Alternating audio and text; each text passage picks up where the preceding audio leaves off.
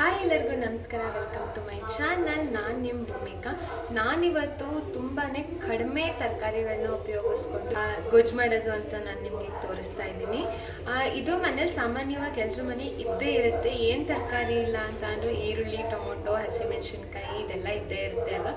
ಇದನ್ನ ಉಪಯೋಗಿಸ್ಕೊಂಡು ನಾನು ಯಾವ ಥರ ಗೊಜ್ಜು ಮಾಡ್ತೀನಿ ಈಸಿಯಾಗಿ, ಹಾಗೆ ಬ್ಯಾಚುಲರ್ಸ್ಗಳಿಗಂತೂ ಬೆಸ್ಟ್ ರೆಸಿಪಿ.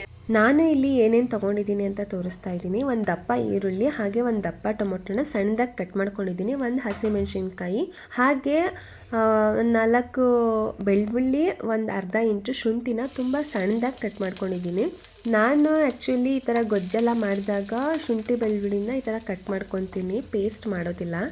ಇದು ಫ್ರೈ ಎಲ್ಲ ಆದಮೇಲೆ ಹಸಿಮೆಣ್ಸಿನ್ಕಾಯಿ ಹಾಕೋತಾ ಇದ್ದೀನಿ. ನಾನಿಲ್ಲಿ ಉದ್ದಕ್ಕೆ ಕಟ್ ಮಾಡಿ ಹಾಕ್ಕೊಂಡಿದ್ದೀನಿ. ಇದೂ ಕೂಡ ಚೆನ್ನಾಗಿ ಫ್ರೈ ಮಾಡ್ಕೊಬೇಕು.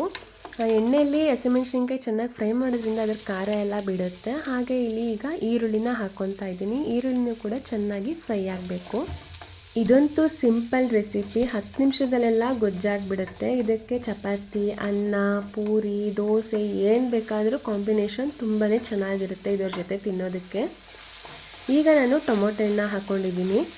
ಒಂದು ದಪ್ಪ ಟೊಮೆಟೊ ನಾನು ಒಬ್ಳಿಗೆ ಮಾಡ್ಕೋತಿರೋದ್ರಿಂದ ಎಷ್ಟು ಹಾಕ್ಕೊಂಡಿದ್ದೀನಿ. ನೀವು ಎಷ್ಟು ಜನಕ್ಕೆ ಮಾಡ್ಕೋತಿದ್ದೀರಾ ಆ ಕ್ವಾಂಟಿಟಿನ ಜಾಸ್ತಿ ಮಾಡ್ಕೊಳ್ಳಿ. ಹಾಗೆ ಇಲ್ಲಿ ಒಂದು ಚಿಟಿಕೆ ಅರಿಶಿನ, ಹಾಗೆ 1 ಸ್ಪೂನ್ ಅಚ್ಕಾರದ ಪುಡಿ ಹಾಕ್ಕೊತಾ ಇದ್ದೀನಿ. ಗರಂ ಮಸಾಲ ಖಾಲಿಯಾಗಿತ್ತು, ಗರಂ ಮಸಾಲ ಬೇಕು ಅನ್ನೋ ಗರಂ ಮಸಾಲ ಹಾಕ್ಕೊಳ್ಳಿ. ಹಾಗೆ ಇಲ್ಲಿ ಒಂದು ಟೀ ಲೋಟದಲ್ಲಿ 1 ಲೋಟದಷ್ಟು ನೀರನ್ನ ಹಾಕ್ಕೊಂಡಿದ್ದೀನಿ ನಾನು. ಇದು ಬೆಂದಾದ್ಮೇಲೆ ಇನ್ನೊಂದು ಸ್ವಲ್ಪ ಗಟ್ಟಿಯಾಗುತ್ತೆ.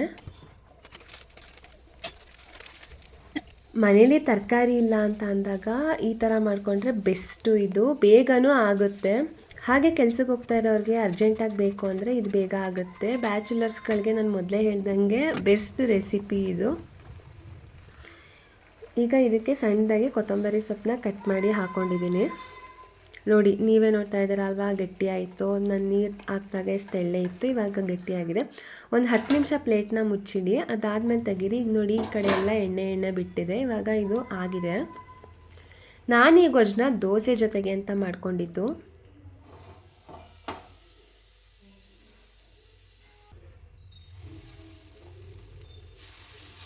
ನಾನು ಇದಕ್ಕಿಂತ ಮುಂಚೆ ಒಂದು ದೋಸೆ ರೆಸಿಪಿ ಹಾಕಿದೆ, ಕ್ವಿಕ್ಕಾಗಿ 10 ನಿಮಿಷದಲ್ಲಿ ಯಾವ ರೀತಿ ಮಾಡೋದು ಅಂದ್ಬಿಟ್ಟು.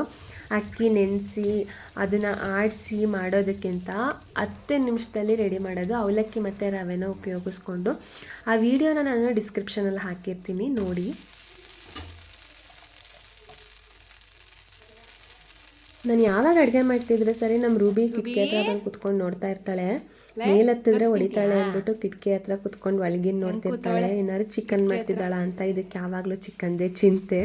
ಇಲ್ಲಿ ನಾನು ಒಬ್ಳಿಗೆ ಮಾಡ್ಕೊತಿರೋದ್ರಿಂದ ನನಗೆ ಎಷ್ಟು ಬೇಕೋ ಅಷ್ಟು ದೋಸೆನ ಹಾಕ್ಕೊಂಡಿದ್ದೀನಿ ನಾನಿಲ್ಲಿ. ನೋಡಿ ಗೊಜ್ಜು ಯಾವ ಥರ ಆಗಿದೆ ಅಂತ ಅಂದ್ಬಿಟ್ಟು. ನನಗಂತೂ ಇದು ದಿಢೀರಂತ ಮಾಡ್ಕೋಬೇಕು ಅಂದರೆ ನಾನು ಇದೇ ಥರ ಮಾಡ್ಕೊಳ್ಳೋದು.